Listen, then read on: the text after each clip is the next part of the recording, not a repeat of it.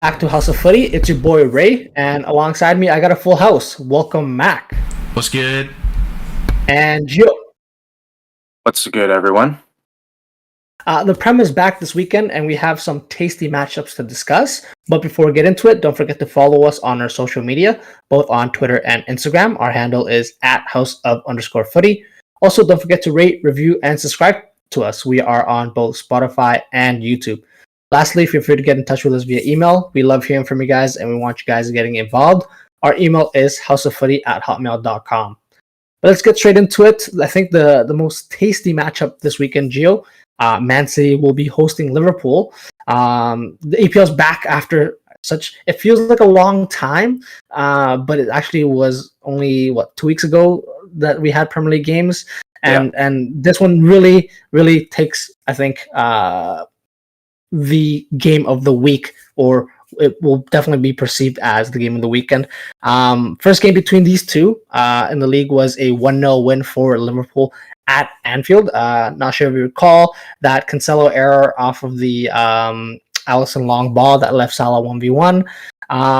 It was an interesting back and forth game for that one, but Liverpool did win that one. But even more recently, City did beat Liverpool 3-2 in the EFL Cup back in December.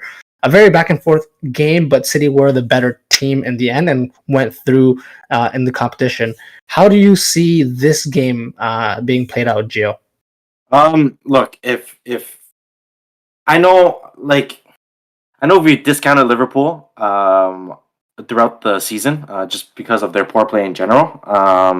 That we think that gets smashed this game based on City's recent results, whether it be in Champions League, whether it be in the FA Cup. But I think that's exactly what's going to happen. I think early on, this will either end in a very close draw, or Liverpool will get smashed.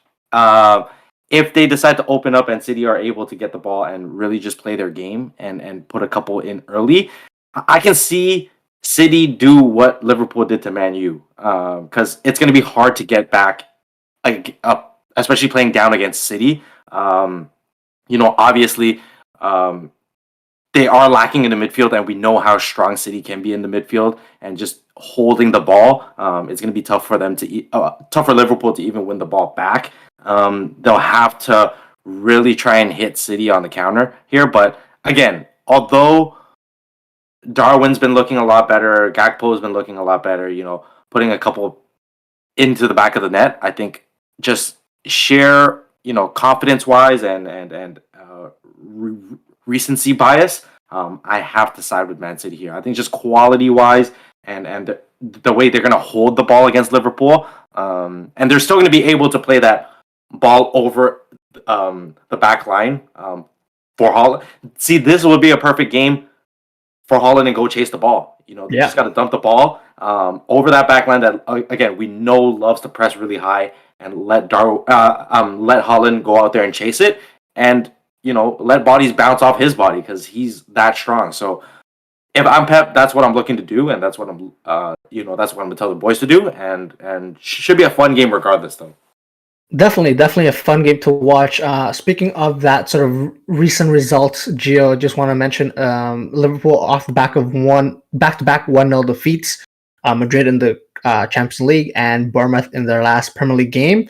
On the flip side, City won 7-0 over RB Leipzig in the Champions League, and then 6-0 over Burnley in the FA Cup before the international break. Now, it is very important for City to keep to win this game or get a positive result to keep pace with Arsenal at the top of the table. Currently 8 points in behind with a game in hand.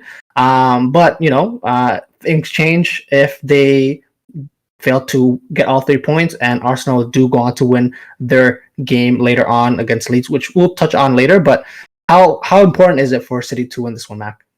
This is absolutely vital. It's really much a cup competition in every single game going out for City here and out for the rest of the season for this final stretch.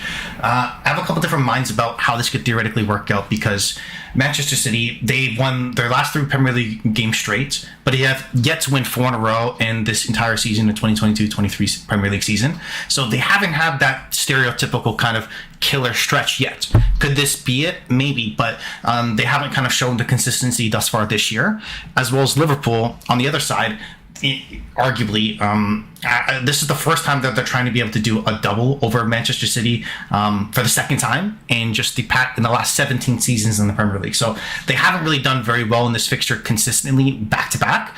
So I have a couple different minds of how this could theoretically go. The interesting part, I guess, for City is that Haaland was out of training this week, so he's reported that he might miss the match, which, if that would be the case, I think that further lends into kind of what Gio says. If there isn't that threat in and behind, it pushes up the City back line even further to try to be able to press in, because they'll in all likelihood start with Alvarez as a striker if that's the case, and that gives Liverpool their main ticket out, where they're probably a team more set up in world football over the last 5 or 6 years to deal with a other than, of course, Thomas Tuchel from what Bayern hopes, but to deal with a Pep team where in those small moments, in those breaks, they can hurt and punish you and still have theoretically the defensive resilience to keep a team out that doesn't have that poacher strength big number 9. So I think that if Haaland doesn't play, this game can go either way, and I wouldn't be surprised at all if it's a tie.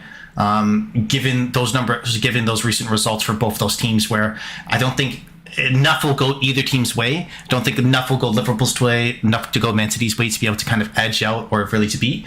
So overall, if you'd ask me, I'll probably go with a tie, but there's so many things that could happen, and I would say this is probably the most important Premier League game thus far this season happening this weekend for both teams. City for the title and Liverpool trying to chase back and to get in the top 4 position. So overall, this is going to be an exciting game. I just hate that it's at 7:30 in the morning in Canada, Eastern Standard Time. Horrible. Yeah, for sure. Mac, will it be a 2-2 tie? Their fixture this time last year, you were, of course, in attendance at the Etihad, and maybe that will be the result again. But no, a great shout in terms of first game back from the international break. I think players still getting accustomed to, I guess, with a little bit of break, back into the groove of the Premier League. And now, as we know, it is the final stretch, right? And so very important game for City.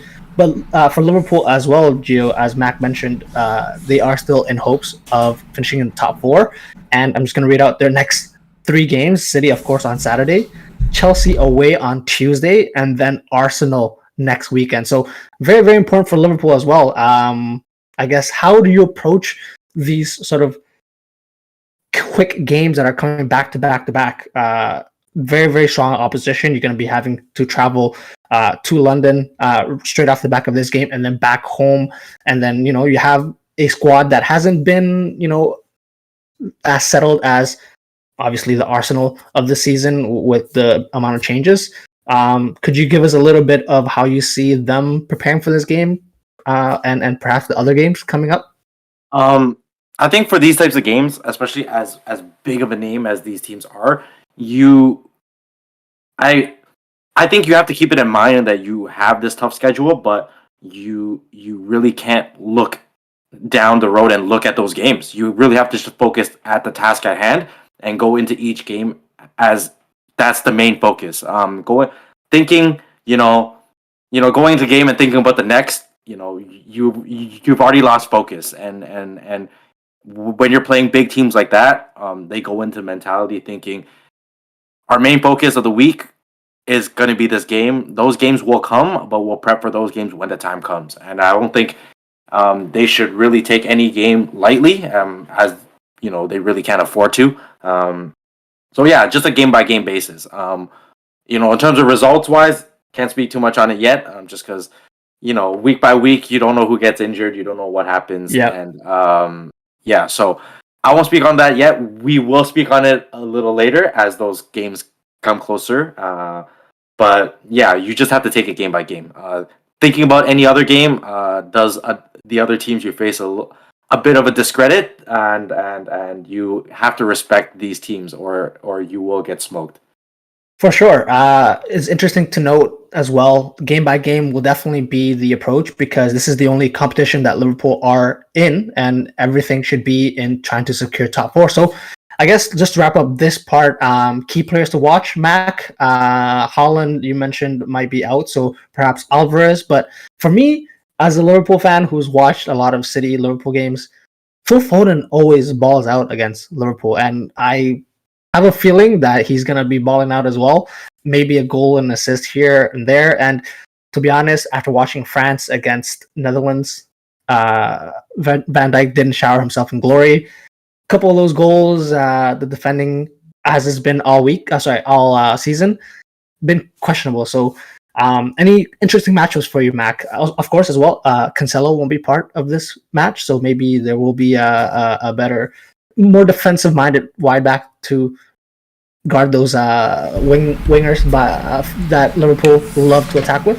I wouldn't be surprised if Pep goes for a full kind of traditional 4 center backs in the whole back line if he doesn't want to play Walker. There's really so many different variables that he could play in terms of back line. It's hard to pick out an individual, I'd say, in City's back line that you want to be aware of. But I think how Liverpool manage their weaker midfield to how Liverpool manage their weaker midfield to Cities, I think is going to be absolutely vital. Because if we're assuming if it's going to be a Gundogan, Rodri, KDB trio in that midfield, or one of them are out with Bernardo Silva, that's going to be a big sore spot. So I think making sure that, yes, if City's going to dictate play, but making sure in the right areas they're able to kind of press correctly, making sure that they're kind of pressing as a unit in packs where they're not just sitting off, because that's never been when this Liverpool team has been successful, when they're just trying to sit off teams. It's when they have their ability to really go at them. So in those moments, making sure in those midfield battles that they're successful, because the deeper you go back into transition for Liverpool, some of their weaker defenders one-on-one are going to get exposed. So if that midfield is able to kind of stem the tide there, I think it's going to be very, very key. So how they stop Rodri, if Klopp goes to the 2 defensive mids with Fabinho and sure, whatever you call me. So I think that more so, that lineup, how they play, could be very, very interesting and probably be the key kind of thing that dictates if Liverpool are going to get something out of this game, because they absolutely do need to. If they come out, let's say, over the next 3 games with 7 points, this is the biggest stretch of their season, and now they are in a shout for a top 4. Versus if they only come out with 3 or fewer, they're probably out of it. So they need to come out on top in at least with something from this game.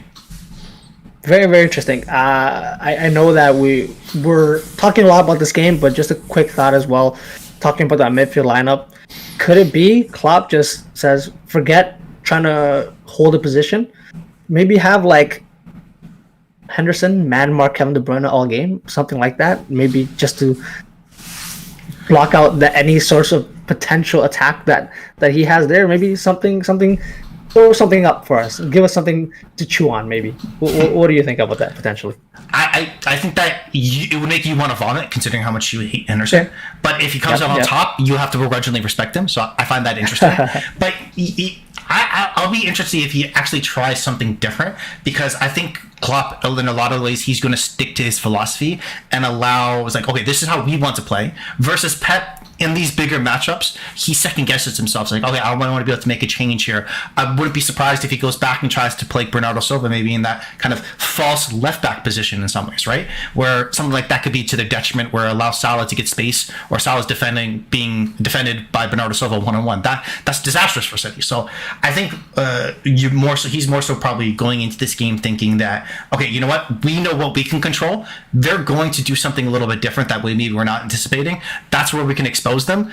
But we need to know what we can do out of possession to be successful. If that makes sense. Yeah, for sure. Very interesting. We'll see what happens for that game. But of course, that game will have direct implications for the Arsenal Leeds game taking place a couple, will be half an hour after this game. Very, very short turnaround between these 2 games. So Arsenal, again, top of the league, 8 points, as we discussed, ahead of Man City. And they're facing Leeds, who in the first game, Arsenal did beat away from home through a Saka goal. It's the theme of this season. But on that game, Leeds did have the chances. Bamford got a goal called back by VAR for foul and then missed a penalty. A lot of chances for Leeds in that game, but Arsenal were able to come away with the win. Mac, how confident are you for Arsenal to get a result against this Leeds team? I don't mean to kind of get ahead of myself, but or to look past this game in some ways, because every Premier League team is tough in their own manner and can be difficult. But Leeds, and as you correctly highlighted, Leeds was a tough game in the first matchup between these two teams. But I still feel like this Leeds team is very, very different than the previous one we have seen, and I feel like they have potentially more peaks and valleys to their performance than probably a consistent effort that they were much more known for, in my opinion, at the beginning of the season under previous management. So I think Arsenal should see this team out. The interesting areas for Arsenal are going to be their questions in defense, because both Tomiyasu has been ruled out for the rest of the season, and the reports are Saliba is going to be out for this game, potentially next week's game as well, due to an injury he picked up playing for France. So I think those are more of the questions of concern, is how defensively does Arsenal line up. There's been reports maybe Partey in as a right back, move Ben White into a right centre back, put Jorginho as a centre mid. Do they switch over Kieran Tierney to play on the right hand side? Do they bring in their centre back signing Kior to play in a position, or Rob Holding? So they have a lot of different options. I would argue none of them are great options. You could probably get by with that with this matchup, but going into the game at Liverpool is going to, I feel like it leaves a lot more areas of concern for that one, but they do, of course, that's later on. For this game, though, Arsenal should see themselves out, considering how well they're playing offensively. I think that's the biggest thing here, is that even if Arsenal do make a mistake or two, I would say early to the season performance against Leicester when they won 4-2, where even if there are some holes, this team is playing so well offensively in terms of being able to create opportunities consistently for their front players, and they've been doing a good enough job sticking in the way that even if they do have a little bit of hiccups, they should see enough up front to get by this game, in my opinion. Okay, yeah, no, I love that breakdown. Offensively, as you mentioned, Arsenal have been very, very hard to stop. Very few teams have been able to, if any.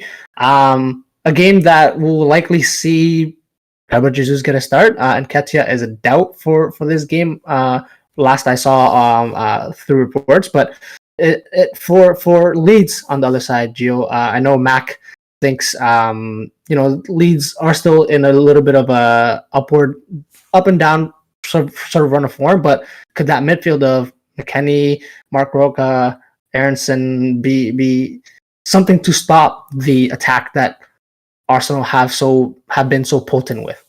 I think grit wise, yes, you can make an argument about how physical they can get, or how physical they want to get with these Arsenal players. But that's why you have players like Granit Xhaka, the classic tough guy role, who will bite back, and even Partey, who's a very big guy. So I don't think they're really gonna shy away from that. But even if that's the case, I think Arsenal just have the finesse in them to move the ball around and not get hit. And they have the skill to do that. They have the speed to do that. So if I'm Leeds, you can't just go in with sheer physicality with these guys, as the skill and the finesse is there. So just beating them physically isn't really going to do much. They will get their chances. They love to shoot, and you can even tell by the little set piece plays they try to create chances for Saka. Where Saka loves to be the one to sort of fake the take, and then he steps over, and then they lay it off for him, and he tries to put it in the top corner.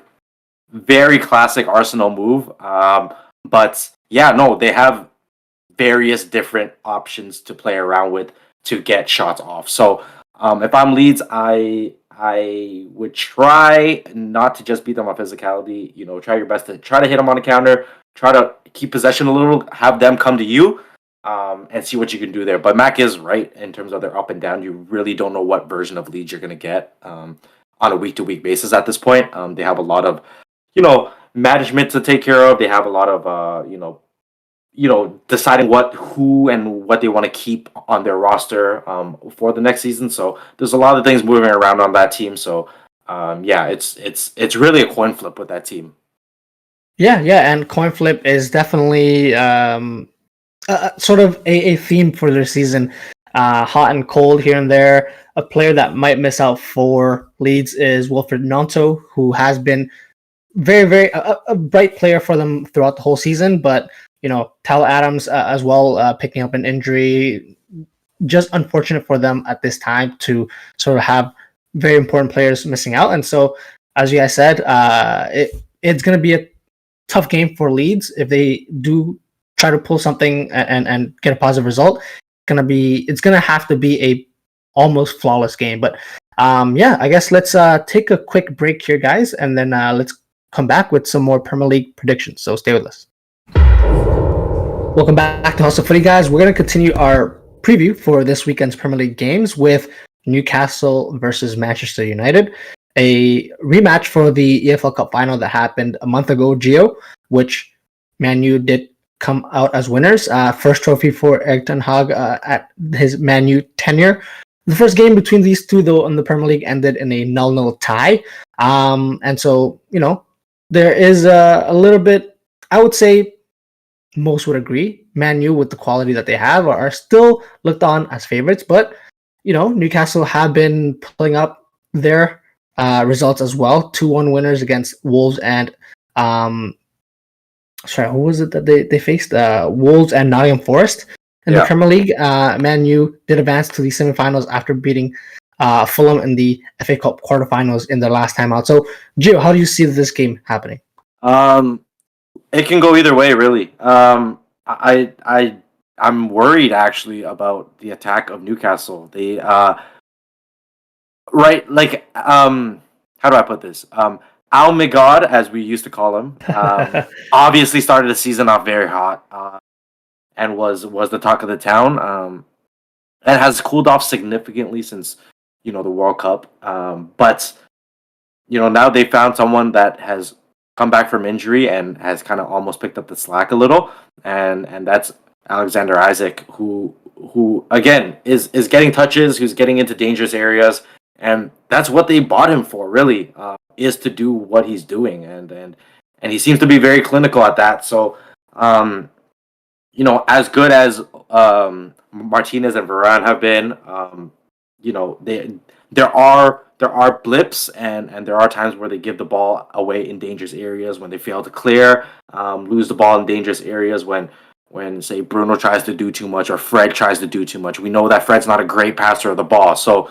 If he's in those areas deeper in the pitch and makes a wrong pass, one pass from the midfielder to Isak, or if Isaac's the one to intercept, that's a shot on goal potentially. And although as great as De Gea has been, it's just very fitting to see Man U kind of go down early. It's a very Man U thing for them to do so. So, I think it's going to be a tough matchup regardless. I don't think that cup final was necessarily a fair depiction of how Newcastle's season has gone. So I don't think Manchester United fans should be too confident in this game, especially with Rashford probably not being able to play this game. So you're going to have to rely on Sancho, Pellistri, Antony, guys of those will have to step up, and we'll see how much weight they can bear. But Bruno's going to have to be big this game. And the midfield's going to have to be huge because, again, Joe Linton's huge. He loves to cause trouble. And Bruno Guimaraes, I think, didn't play the last time they played. But, so with him in the mix, it's going to be a lot different. Hey. It's going to be a very feisty matchup, but hey, Man, you have the goal scorer in form right now of Scott McTominay that could potentially bring some goals. We'll see how that goes. Mac, Newcastle, with this win, if they do get a win, could leapfrog Man U in the table, given the fact that they have a better goal difference. Newcastle have been very, very solid in terms of defense, so that makes sense this season. How do you see this game matching up? Similar to Gio, should Man U be scared or worried? I definitely think so. I think this game easily is a kind of if you ask me, is a coin toss. But given the run of form, you want to edge it a little bit closer to Newcastle because you feel like they have answered some of the questions with Isak coming on to be able to score, kind of moving away from Callum Wilson in that area. Amran did actually score in the last couple of games as well, so if he's able to be productive, that's a huge benefit for them. And it seems like the rest of kind of the questions that they had with Bruno Guimaraes being sometimes injured has been resolved. He's been able to play, so I feel like they have a little bit more going forward where they're kind of are peaking at this moment where you are start looking at United. Yes, they did pick up a cup, but they haven't looked as good since then. And if you're asking me in terms of without Rashford, how else are they going to score goals? You really don't have a prolific striker to kind of play off of, and that's what Rashford's been able to do to play off of Weghorst. So I think it's been very helpful for him. So outside of him, do they have enough goals to be able to do something against the best defense in the Premier League? That's my question. And the key part for them is that if they do lose this game, this drags them back into that potentially not making the top four, because let's say these results go this way. Of course, I'm kind of gaming this out here. If Liverpool end up picking a win and Manchester United end up losing, now we have really a four-way race to get those top two spots, the bottom of the 3-4 spot of the Premier League to make it into the Champions League. So this is probably Manchester United's most difficult fixture going into the end of the season.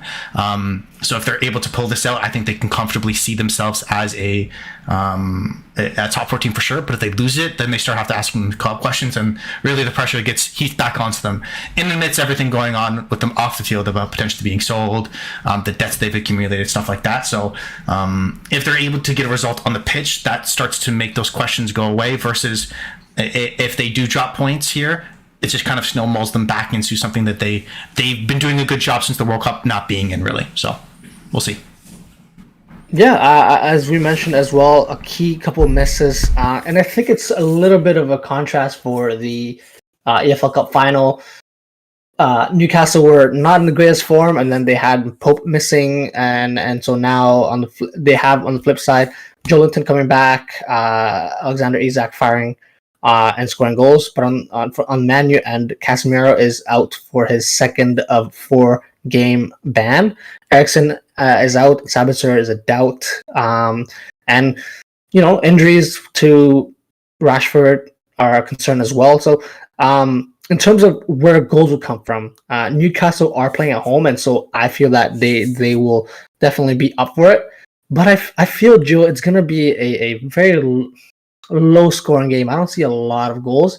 Maybe a team making a mistake or a couple mistakes to really see where the goals will come from, and definitely set pieces. I think with the missing of, like Mac mentioned, the link up play maybe between Weghorst and Rashford. In terms of open play, Man U I think might struggle with this tough defense. So is it fair that set pieces will be very, very important for this game? Yeah, no, absolutely. I think Man U have really benefited off set pieces as of late. Luke Shaw, a fantastic crosser of the ball, especially this season.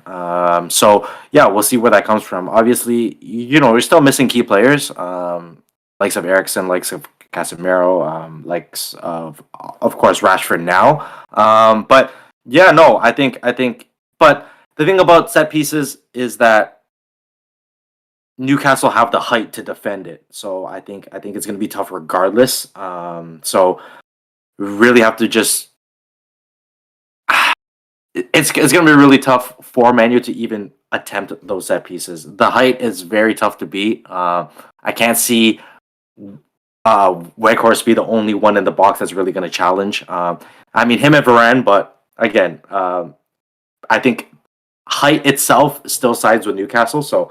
I personally think they're gonna have to beat him on the ground with pace, particularly on the Antony side, and really just kind of lean on him, and we'll see how he kind of reacts to it. For sure, Dan Burton likely to start on that left-hand side, so you like your chances against a over 6 foot wide back. So we'll definitely keep an eye on that. That's going to be an interesting game. But the next game we're going to talk about now, Mac, is Chelsea versus Aston Villa.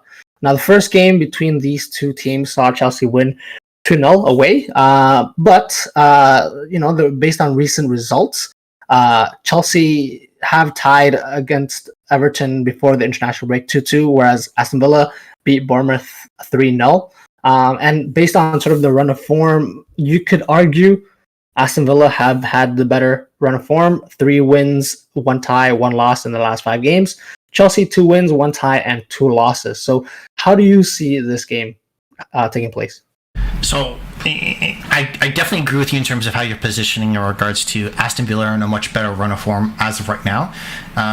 Under Emery, they've really kind of transformed their team and look like more a solid defensive unit. I think that's the biggest key for them, is that even though I think that their summer signing in defense, his name escapes me, but he was injured. I think he tore his ACL at the beginning of the year, if I remember correctly. But since then, it took some time for them to kind of recover. But how they've been playing recently has been very, very strong. They've been in a great run of form. Offensively, Ollie Watkins looks like he's really solidified himself as the true kind of number 9 striker for them, where game in, game out, he knows he's going to start. He knows he's going to give minutes. He knows how he can play effectively, especially on the counter. And behind him, they've moved away really much from the Coutinho playing as much. He hasn't really started thus far since the beginning since coming back from the World Cup. But the midfield behind him of Leon Bailey, Jacob Ramsey, and Buendia behind Ollie Watkins all look very, very strong. And with McGinn popping up on occasion as well from a deep line playmaker position, they look a threat. Whereas Chelsea, they still have a lot more questions answered. They look to be playing a little bit better more recently, but then of course they kind of put some like a sour taste in your mouth right before the break. So kind of just pulling off a draw against Everton, which they really should have won if they're playing to what they should be. So I'm definitely edging more again towards a tie here. There's not much difference between the team's performances right now, even though the quality for Chelsea is there. But I think Aston Villa will come into the game with much belief that they can get a positive result for sure. Yeah, very, very interesting to see how both teams will line up. Definitely different this time. I think when the first game took place, Steven Gerrard was in charge of that Aston Villa team, and defensively, the way they considered those goals, definitely not the defensive masterclass you'd expect from sort of what Emery has been doing for this Aston Villa team. So very, very interesting. They're tied on points right now. I believe it's 38 points.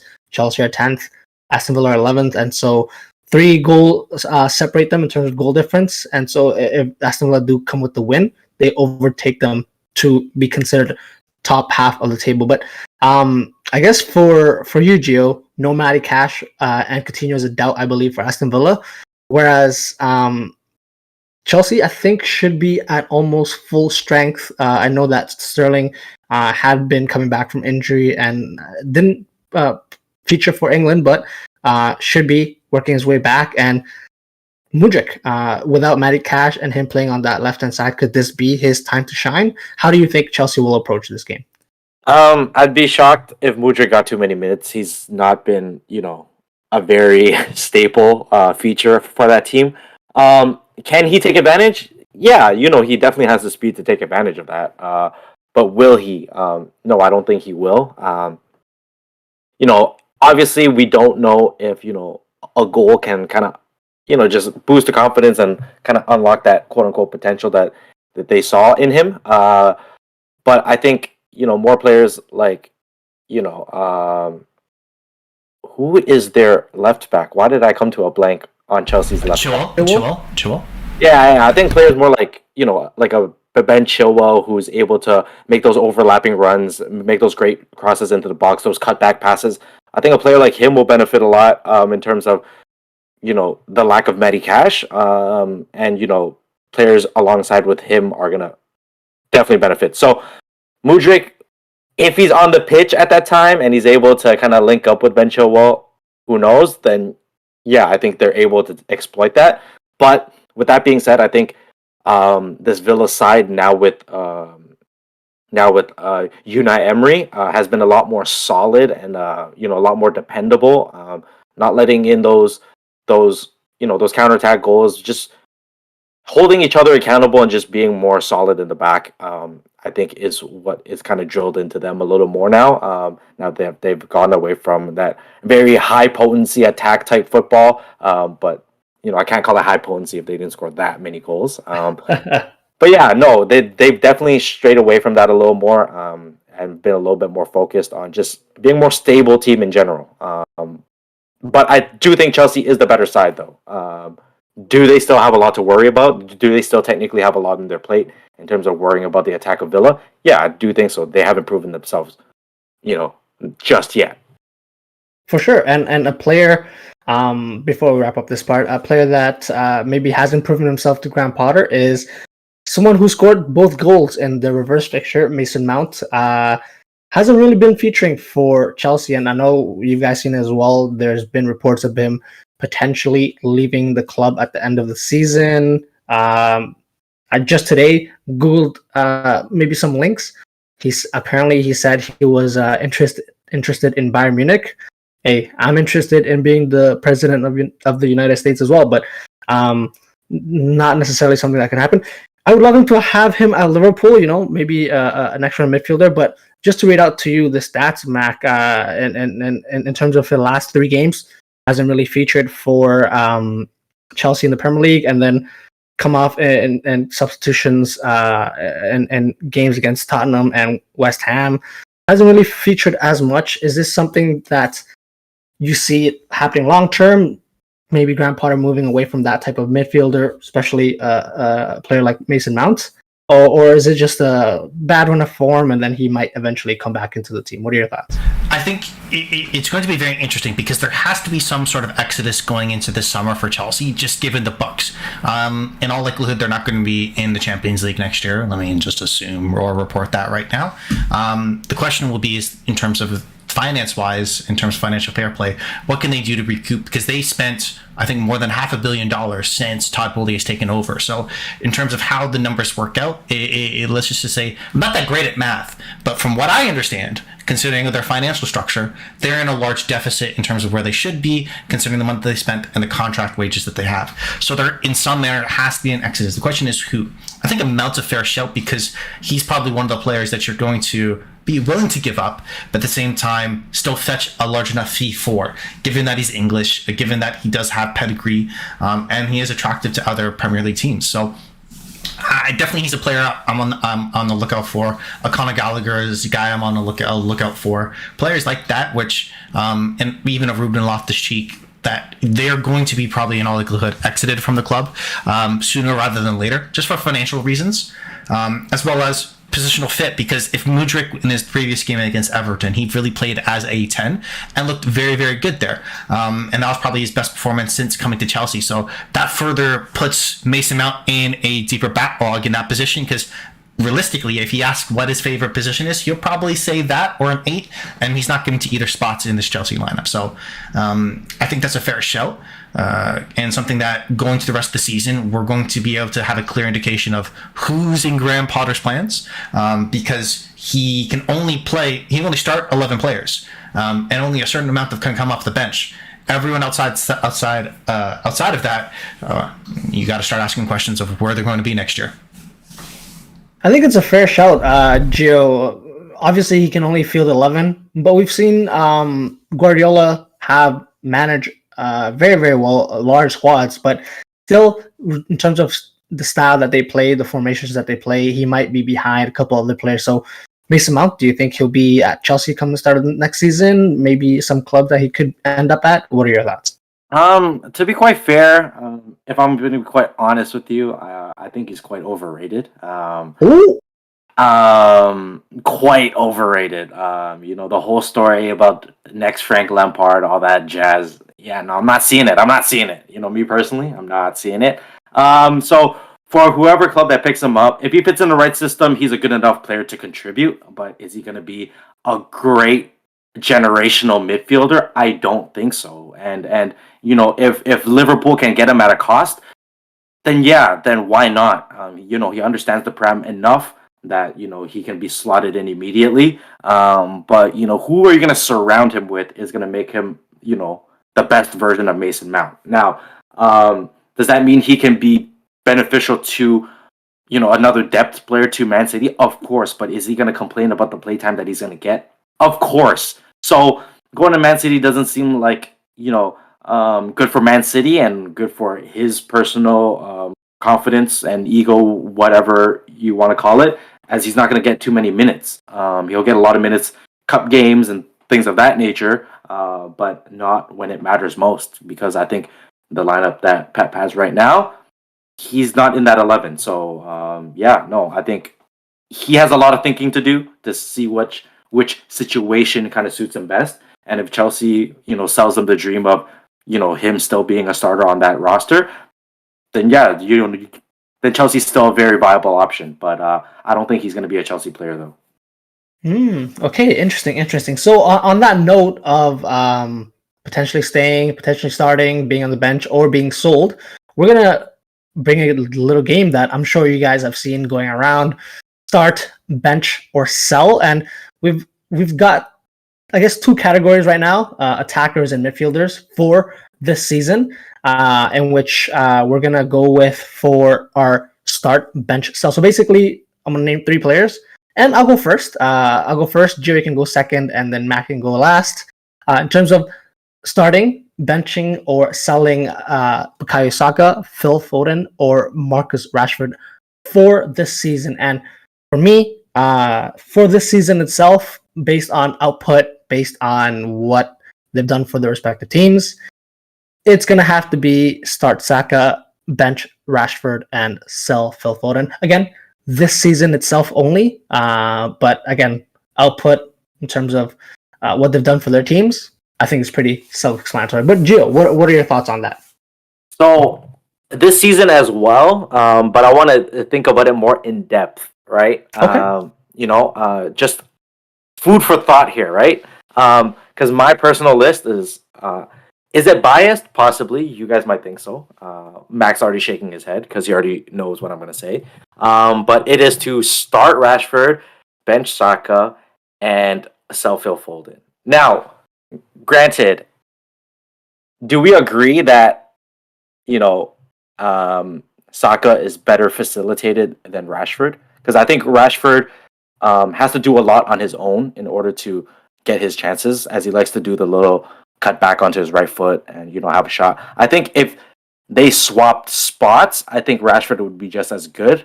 But if they swap spots and Saka's in Rashford's position, I don't think he'd be as effective. So I'm just thinking in that way. I know it's based on this season, but they both have very good numbers. Don't get me wrong. I don't think you can really go wrong with 1-2. It's just a personal preference thing at that point. But I think if you were to swap spots, I think because of the squad that Arsenal does provide for him, that's why he's also benefiting so much. So that is my pick. Now, Mac, okay, on to you. Yeah, I'm on the same page as Ray there. The interesting part in terms of, so to clarify, it's I would start Saka, I'd bench Rashford, and I would sell Foden. I think that's a fair point in terms of the difference of how they're utilized in their teams. I think the difference, how I look at it, is a little bit different. And just as you said, you may argue as biased, where Saka has to arguably do a lot more because he has less that he can get away with. Where Rashford, we don't see the defensive effort. He's really kind of made everything towards his team. The team's really built around for him to be successful, where Saka has to be a piece of a puzzle. So he gets maybe theoretically less time to shine. Maybe he has less time to go one-on-one, if that would be the case, because you have better players across the pitch that also kind of need a touch, if we're going to use a basketball analogy. The real interesting part with this is, if you asked me at the beginning of the season who I think, or who I might argue who's going to be the best player for the rest of their career, I would have picked Foden. And if you would ask me right now, would I feel like that's still a fair case to make? Yes. It's just that he's had such an up and down season, England-wise, where if he's been on the same level as Rashford, but Rashford has done so much more for his team this year that I think that's the separator for me. So it's very interesting to see how his career arc has gone in terms of kind of being the next best thing, where it's always kind of these player arcs where they're kind of they're on the rise, everybody loves them, they hit the summit, and then they start getting picked at a little bit and they get knocked off a pedestal and more questions are asked and they go back down, and then there's the redemption arc, right? So it'll be interesting to see what Foden potentially can turn that into, and if he can kind of get back up there if we were to do this again in 12 months. If I had the complete opposite order, I wouldn't be surprised, but for the rest of this season, for sure, I'm going Saka, start, bench Rashford, sell Foden. Okay, I think we are very, very much aligned on that. So let's move on to maybe a more potentially controversial category, midfielders that I'm going to read out. And so, Gio, I'm going to have you start first, then Mac, and then myself. The midfielders in question, again, to start, bench, or sell, are Enzo Fernandez of Chelsea, Bruno Guimaraes for Newcastle, and Declan Rice for West Ham. Who would you start, bench, sell this season, Gio? I don't think Mac's gonna like this one too much. But I would start Bruno. I would I would start Bruno. I would bench Declan, and I would sell Enzo Fernandez. And I would sell Enzo Fernandez because hear me out. He's young and he's able to get the value. Now, fair. If we're talking Prem, if I'm keeping them in the Prem this season, who has the least experience in the Prem? I'd still say Enzo. Although he has shown very good bright spots, I think, he still has a lot to learn for the Prem. I think, physicality wise, I think Bruno and Declan just fit the build a lot more. And I think, just on their teams, I just think they're the two first ones, as in Bruno and Declan, are utilized much better. I think once Chelsea figure out who they want to put around each other, then Enzo's bright spots will come to shine. But as of right now, this season, I'm picking those two guys ahead of him. Okay, Matt. So I'm gonna have both of you really, really be upset at me. I'm just gonna be honest with you. So I'm gonna start Rice. I'm bench Bruno, and I sell Enzo. I think if you ask me who in this list has the fewest weaknesses, that would be Rice for the rest of the season. Defensively, there is no weakness there. What he's able to do on the ball, possession-wise, is very good. Offensively, he hasn't really shown as much yet, in my opinion, but I think that's more of a situational part for his club of where he is right now and why he can really show it there. Versus Bruno, there are so many holes in his game, and you really have to tailor your entire team around him to get the best out of him, which you can do. And I think my comparison always for him is kind of Adel Taarabt, QPR days. That's probably his best situation. Maybe he has a little bit more top level potential there, but he's so porous on the ball. He's such a player. Visually, when you watch him, you want to throw up because of how much he whines and complains. Might be the worst whiner and complainer in all the sports in the world right now. I can't think of a more whiny person other than him. Still great quality, though. So, that's why he's still second. Whereas Enzo, it's such a small window for me, personally, of what you can really kind of garner out of him, where there's not enough on paper to see if there's kind of more to him. I think in terms of, I know they play different positions in some ways, so it's hard to compare between the two, but we just don't have enough information out of him to see if, can I build a team around him? Can he be my best midfielder on a successful Premier League team? I don't know. So I have to sell him. And to be fair, you probably get a huge price tag considering what Chelsea paid for him. So, it's part of it too. Completely agree with the price tag. What that you guys mentioned, definitely will be able to garnish a lot of money. But keep in mind, Enzo did play in the Champions League this season and win a World Cup. So not the worst season to be having, and I would definitely argue the best out of these three players. But for me, Bruno Guimaraes is the player that I will start. Declan Rice, based on the season, would be the player I'd bench, and then Enzo I would sell. So I very much agree with Gio. Very, very close toss up though, just because Enzo hasn't really continued that run of form in the Premier League, but it could flip. But yeah, very much agree with what you said there, Gio and Mac. Great points there. So hey, hopefully you guys enjoyed that. Let us know if you guys have different opinions and thoughts. But don't forget to get in touch with us. But let's take one last break here, guys, and then let's discuss some more Premier League previews. So stay with us. Welcome back to House of Footy, guys. We're going to finish off the podcast today discussing one last Premier League game that is taking place actually Monday night for us. Everton versus Spurs. Very, very interesting game between these two teams early in the season. We saw I would say, quite straightforward Tottenham win at home, penalty kick by Harry Kane, and then a late Højbjerg goal. Lampard was still a coach at that time, and so not the best run of form for Everton at that time. Kulusevski was out for that game as well. So could have been more, could have been fewer, who knows. But, with this change in terms of management for both teams, now this will be Christian Stellini's first game in charge of Spurs as the manager. Could it be different for Spurs? Gio, Everton did get a tie against Chelsea in their last EPL game, and Spurs did tie away at Southampton before Conte left. So, how do you see this game happening? Wouldn't it be very fitting, for the fire to keep on burning if Spurs lost this match too? Honestly, as much as I want Spurs to lose, I think it will end up in a draw. To be quite honest with you, like a 0-0 draw at that. I think Sean Dyche just understands how Spurs plays, and they're going to want the counter. They're going to want to, Kane's obviously going to drop deep. And as long as Everton sits in a low block, Spurs are going to have a lot of trouble in terms of spacing to really create anything. Son needs a lot of space. Kulusevski needs a lot of space. If you're sitting in a low block, even if Kane does drop back and become, more of a midfielder or attacking midfielder to try to thread that ball in, a simple clearance is all they need. So I think, they can still go for that counter attack and try to gun for a win late in the game if that's the case. So I think that's a very simple idea. Simple, but I think yet will be an effective way to come about the Spurs game. Simple, but who else to execute than Sean Dyche, who loves playing that deep line and making it difficult for free-flowing football, which hopefully Christian Stellini is able to implement with the Spurs team. But is this a favorable first match for the new Spurs manager, Mac? Considering Arsenal did go away to Everton and drop points there. So is this a difficult game for Spurs to sort of get their first game for the new manager?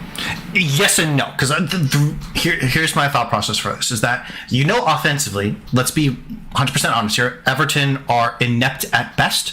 They really don't have an outlet as a striker to, in my opinion, cause problems for any defense in the Premier League. It's more, can they kind of create? I should do something through set piece or off the counter. So you have a kind of a small kind of hurdle, in my opinion, in comparison to the rest of the Premier League, that just to be able to jump over to come out with a positive performance. On the other side, though, they do probably going for the remainder of the series and under Dice, how well they're going to play defensively and how important that's going to be to him game in, game out. So I feel like in this matchup, it does give them an easier template with a low bar of kind of failure, because it's like a high ceiling, low floor performance in a way where high floor, low ceiling is that there's not going to be much variance. This game is going to be 2-1 by one team or come out with a tie in all likelihood. There's not much in between them, in my opinion, given where they are. Of course, you'll give the edge to Spurs because in these types of games, whoever has the better striker generally comes out, if they have those 2 or 3 opportunities, is going to put it away, and that's going to be Kane. As well as they're coming into there's always that new manager bump, that feeling, okay, Conte hates us, we're going out now to be able to prove to him that he was wrong. We have this metal, we have this type of kind of steel that we can come out and win the difficult fixtures away at Everton, but it'll be interesting to see. If you're asking me, I'm going to lean towards a tie here, and you can argue if that's a positive or negative result coming out for Spurs. But overall, it's not as easy. But in reality, at the same time, I know I'm kind of being very wishy-washy here. It's not really difficult because this Everton team doesn't offer much offensively. Okay. In terms of offense, I think it could go either way with sort of the way. Obviously, you mentioned. Calvert-Lewin is still out, and Son hasn't been firing as much for Spurs. Obviously, they have Kane and Kulusevski, who will likely start. But for me, Gio, midfield is actually a very, very interesting matchup, which you see likely with, obviously, Bentancur, Bissouma missing out in terms with injury and other plays as well for Spurs. On the flip side, Sean Dyche has a very physical midfield with the likes of Gay, Doucouré, and Onana, who, they love to get about and get into tackles and disrupt play. So I think that's going to be a very interesting match. Could you see the midfield, whoever dominates the midfield, perhaps having an impact on this game, or you think I'm looking too much into that? It could be a mistake on each end, and that is basically how the game will be decided. No, I think that's a very good shout because if Kane is going to struggle in the midfield as well, and he's not going to get the service that he needs, that we see on the English side, then yeah, it's going to be tough for him. If he drops back and it gets a little too physical, and we know how Kane's ankles are, so if he does get a little too physical, and it's not a good look for him. So yeah, no, I think it can very well be decided if Everton or Sean Dyche decides that we are gonna make them feel us, then that's the best place to do so. In the midfield, where again we know that they're not the strongest, especially without, again, like you said, the likes of Bissouma and sorry, I forgot his name. Bissouma, right. Then yeah, no, that's a great place to start. And again, for them to even go out there and try to frustrate their back line, because we know there's a bunch of hotheads back there, then yeah, that's another way to go about it as well. So I think there's a lot of hope for Everton, and a lot of grim for Spurs fans right now. So if I'm a Spurs fan, again, as low as Everton are on the table, again, not a very exciting game to go into. Okay, just to wrap up this part and the podcast overall, very saddened to hear the comments that Son had, Heung-min Son, for Conte's departure. He said, in quotes, I should have played better. I feel responsible for his departure, referring to Conte leaving the club, because I haven't helped the club at all that much. And, it's been definitely a significant drop, Matt, for Heung-min Son this season. He was obviously the joint goals top scorer for the league last season.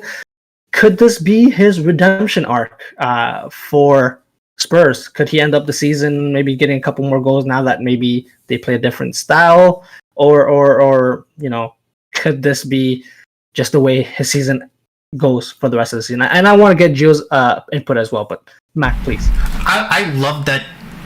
I love that he said that, because he's not blaming the situation. He's not blaming anyone else. He's just trying to look at inwards wise of what he can do as an individual and improve. So I love that he's trying to take responsibility there. Obviously, I feel like maybe he wasn't put in the best position. You can argue that, definitely. But overall, I personally feel like this can be a turning point for him, because if let's take the leash is taken off the rein, and he's able to kind of go out, be more offensive, because you see a lot of the times if you just look at the heat map of his average position when he starts for Spurs, it's so deep inside in Spurs' own half, where it's tough for him, because he has to make so much up of the pitch to be able to kind of get on the counter, to try to be in isolated situations where he's at his best. So if he's able to kind of get off, have a little bit more run, have a little bit more leeway, we keep seeing a position where towards the end of the season he can be a difference maker for Spurs and kind of propel them to stay in the top four. So it's definitely possible, and given the pedigree, I would not be surprised at all if that's what happens. Okay, same question for you, Gio. How will Son's season end, I would say, for the rest of the season? Much like how it started, I don't think there's going to be much of a change. Look, you're going to have to dig very deep and, hope for the best and think, the manager's going to put my interests first and get me the minutes that I want, get me the touches that I want. But, they still have the players that they have. Whether they're going to provide you that service, have they provided you that service from the very beginning? No. And it's arguable that it's not. And I don't think it's going to come now, like of all times, where the pressure is very high for him to maintain a top four spot, or even fight for a top four spot, or fight for a Europa League spot for that matter. Again, maybe the best interests would be to not play European football. Start the rebuild, but again, I don't think that they have the facilities for that to provide him with that. It's going to come down to him. He's going to have to prove a lot. But if he proves that he can, net, 7 goals from now and prove that he can create for himself and make his team better, that's going to skyrocket his value, and that's only going to make Daniel Levy that much happier to sell him off in the summertime to get the max value. Because, like Mac always loves to mention, he's turning on the wrong side of 30. So, in Spurs' best interest as it is to sell him, it's for him to have a great rest of the season and for them to sell him in the summer. Yeah, for sure. We'll definitely see, and we hope Son obviously picks up his form for his sake and for Spurs' sake, I guess. So we'll see how that continues to go, and we'll conclude our podcast here for today. If you guys like what you heard, please like and subscribe to us on our social medias. Our handle is @houseup_footy. If you have any comments, suggestions, or general banter, get in touch with us via email as well. houseoffooty@hotmail.com is our email. The next time you hear from us will be Tuesday when we review the weekend action from the Premier League. And on that note, thank you, Mac. Thank you. And thank you, Gio. Take it easy, guys. Take it easy, guys.